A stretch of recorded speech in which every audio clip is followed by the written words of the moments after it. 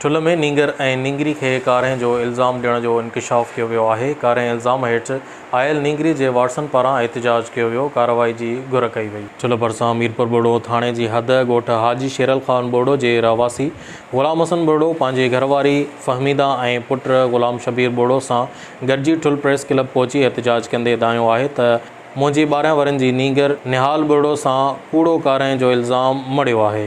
जवाबदारनि मुंहिंजे भाउ ग़ुलाम रसूल ॿोड़ो, भाइटे ग़ुलाम क़ादिर ॿोड़ो, हाजी शेरल अब्दुल समद ज़ुल्फ़कार ॿोड़ो ऐं ॿियनि सां गॾिजी असांजे घर ते हमिलो कयो ऐं धमकायो त अव्हां कारा आहियो, असां तव्हांखे न छॾींदासूं। असां अहिड़ो इतलाउ हद जी पुलिस खे पिणु ॾिनो आहे, पर पुलिस का बि कार्रवाई नाहे कई।